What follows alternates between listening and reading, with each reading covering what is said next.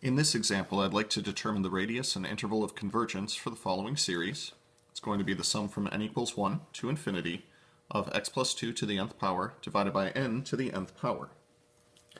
So first observation to make here will be the center of the series, which we get by setting our x minus 2 equal to 0.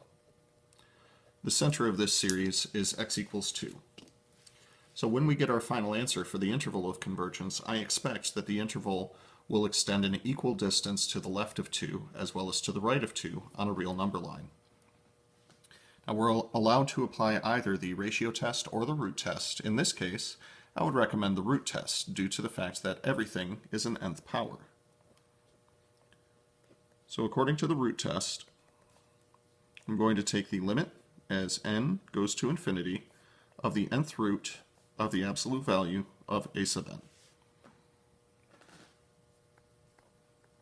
So that'll be the limit as n goes to infinity of the nth root of the absolute value of x minus 2 to the nth power divided by n to the nth power.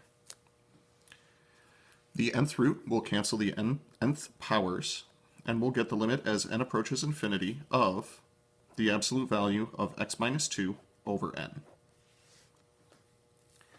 Now, regardless of any real number that we plug in for x, the numerator will be finite. We could plug in x equals 4, x equals 17, x equals 1,000,003, doesn't really matter. When we allow n to go to infinity, the denominator is going to infinity.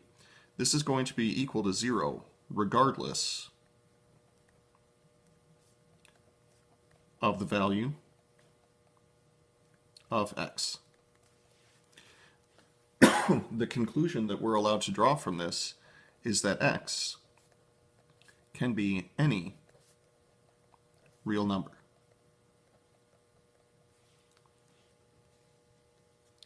This allows us to draw the following conclusion. The interval of convergence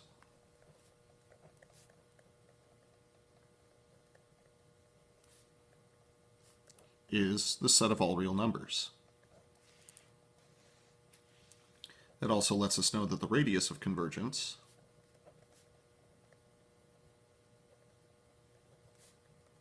is infinity. That is to say, this interval extends infinitely to the left of x equals 2 and infinitely to the right of x equals 2.